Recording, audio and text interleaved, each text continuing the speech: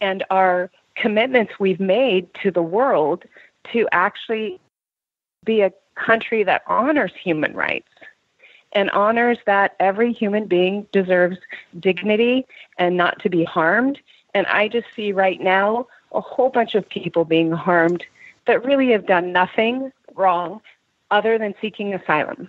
Mm-hmm. And I disagree with the argument that it's the gangs, it's the drug dealers coming in. The truth of the matter is the terroristic acts in our country and the murders are perpetrated by Caucasian people at a higher percentage.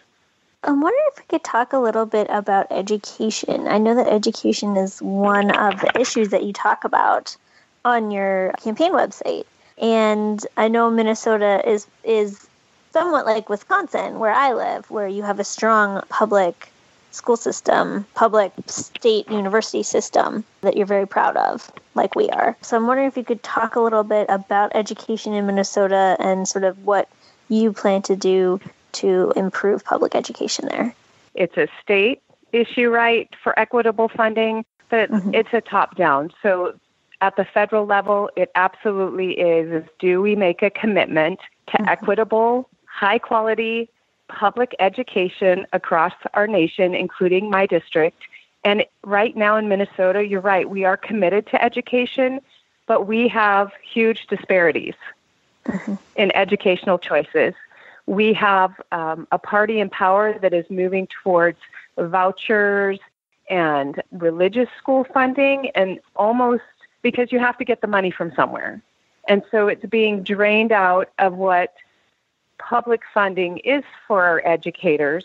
And it's not, education to me is, right, high-skilled teachers that make a living wage and are able to have a good life, and to be able to have what I do in my day job is with the statewide health improvement partnership in Minnesota, which works on preventions and swimming upstream.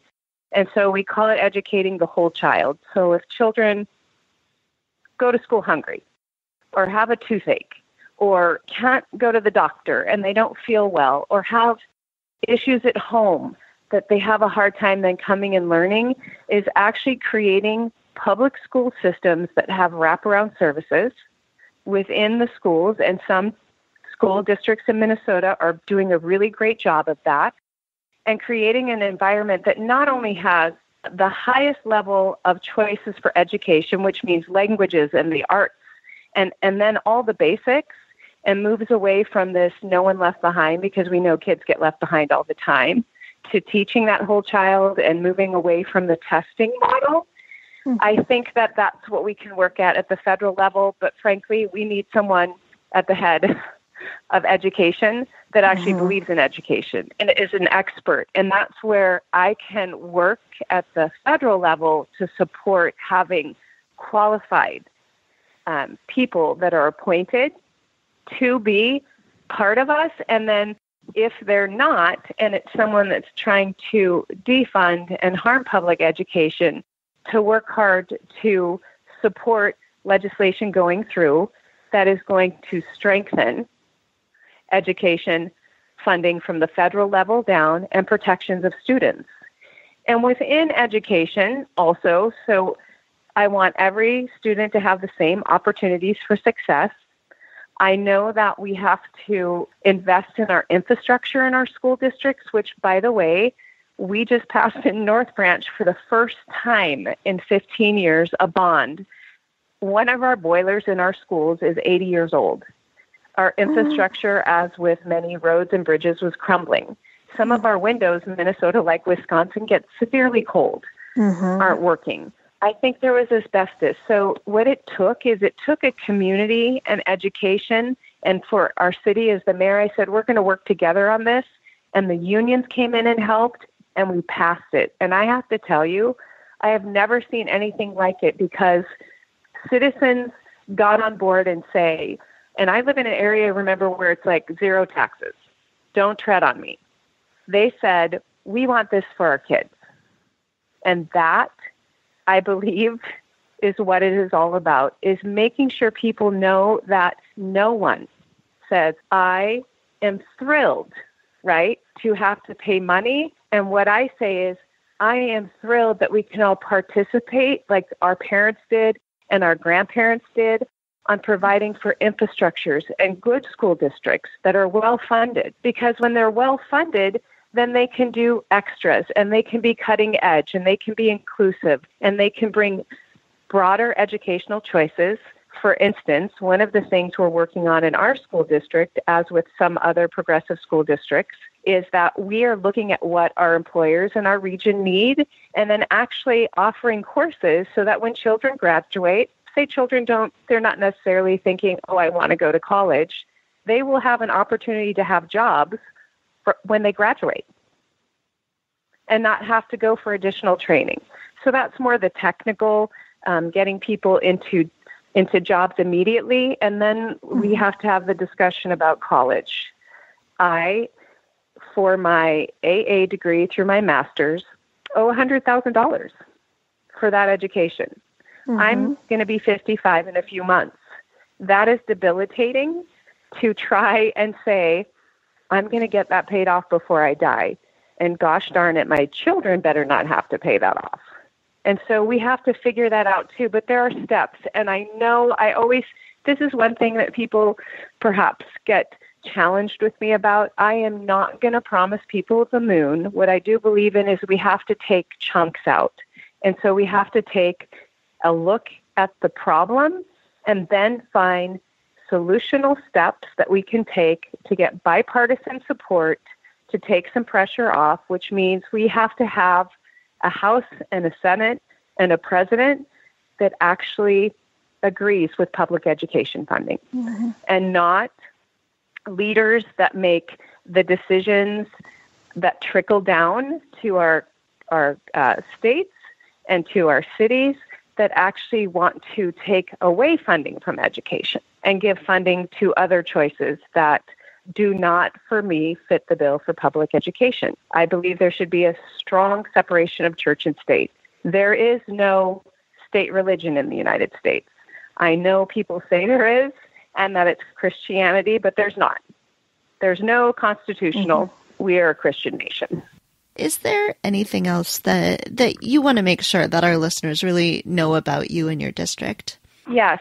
Here's what I would say. There are people, even sometimes candidates running for office, that would like to chop our district into just the part that maybe they serve in locally. Mm-hmm. What I would say is that our district is big, but it is not something that's debilitating to look at and move everyone forward and meet people where they're at. I always say you can't just drag people along. You have to look at each city, each county, each region independently, and then help them move forward in what their choice is. Not what my choice is for them, but what they say is important to them, to the best of my ability, while I always say, while being serious about facing climate change head on. And that is an issue that's big in Minnesota right now with the mining, and I'm talking copper nickel mining, and environmentalists.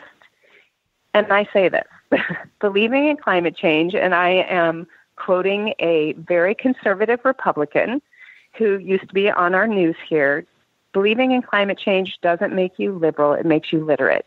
And we need to find ways to move towards getting off of fossil fuels as a country, to take care of what we have and make sure that we are the leading edge in the world of working economies to green economies. And I would say in our district, which would help a lot that I can work on at the federal level, is a federal infrastructure program that actually gets funded. And I'm not just talking about bridges and airports and roads. I'm talking about, in Minnesota, as with Wisconsin and many other states, I'm talking about agriculture infrastructure. We have farmers that are really suffering and not being able to sell their products. We have a high rate of death by suicide with farmers and people who don't have access. And so once again, I think it's saying, what are the root causes and how can we work on prevention for the opioid crisis or for mental health, which is healthcare? And how can we get us to a place where people have an opportunity to have the basics met? And the World Health Organization says basic rights include education, healthcare, freedom of movement, and being able to have housing. And so those are some basic things that a lot of people don't have right now in my district. And so I would say our district, while it has struggled and is struggling in many areas, there is great hope, and there are people that work hard and want good things, not just for themselves, but for their neighbors. So I would say our district and the Midwest really embodies that community, that putting up a barn together, showing up for each other when something goes wrong. And I think that if we work at that and we help people connect more, including our seniors, that we'll find that some of those things will fall away. All right. Excellent. And you have a primary election coming up very quickly on August 14th? Yes. And how can our listeners help your campaign if they'd like to help out? They can offer to make phone calls. They can share information on social media. I am working hard to do a grassroots campaign that is not founded in raising $250,000. If they want to make small donations, that would be great. What I need most is them to come out and vote on the 14th. And here in Minnesota, there's same-day registration, and you can vote. You can go in now and vote. You can do early voting. You can mail in your ballot. You can go into your county offices or government offices and vote. And I think that will make the difference, is getting people out to the vote, getting women out to vote and moms out to vote, to say it's time for a change. It's just time to have greater voices at the table. And I don't mean greater like they're better. I mean greater like we have a representative government. And as we know, women are a little over half of the population. And then from there, we also work at being inclusive with our societal members that are LGBTQ, or people of color, or indigenous people, or whoever they are, that we make sure they're included in our political system. And so I would argue that having more women in office would help that move along a little quicker than it is right now. Excellent. Well, thank you so much for joining us. This has been really great. It's always fun to learn about new areas of the country, and especially the very top of Minnesota, which we don't get to a whole lot. Well, if you ever come through, you just let me know. I will. And thank you, too, for doing this podcast and doing this work. I appreciate it, and I appreciate you having me on. CleanTheHouse.org was started by 3 generations of a family saddened and angered by the daily onslaught of Trump administration outrages and the complicity of Republicans in Congress. Together, the family formed a plan to turn the House blue. Researching the districts considered toss-ups or leaning Democratic, they identified 36 districts that together can take back the House. Through Act Blue, they made it easy to donate to all 36 districts in one swoop. For as little as $36, you can give $1 to each of these districts. Visit cleanthehouse.org and follow at cleanthehouse18 on Facebook and Twitter. Help support these 36 districts and tell everyone you know to do the same. Let's clean the house this November. Visit cleanthehouse.org, because you give $1. In this segment, I am here with Ian Todd, who is running for Congress in the Minnesota 6th District. Hi, Ian. Hi, how you doing? Thanks for having me. Yeah, thanks for joining me. So we'll start with our usual first question, which is just tell me a little bit about your background and why you're running for Congress. Yeah, absolutely. I'm a military veteran. I actually got out of service November of last year. And so essentially, as soon as I got out of the Air Force, I hit the ground running on this campaign.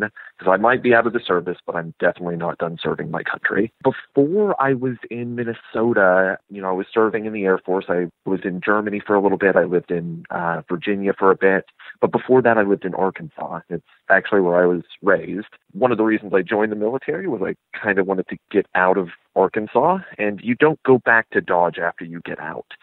So I ended up moving to Minnesota a lot because of a friend that I had that I met in the military who was from Anoka County here. And also because I just needed to find a new place that I could actually call home, a place to raise a family, a place that's good to veterans, and that's Minnesota. This is an absolutely incredible place, not to mention the progressive history that we have. The labor movement has always been strong here, and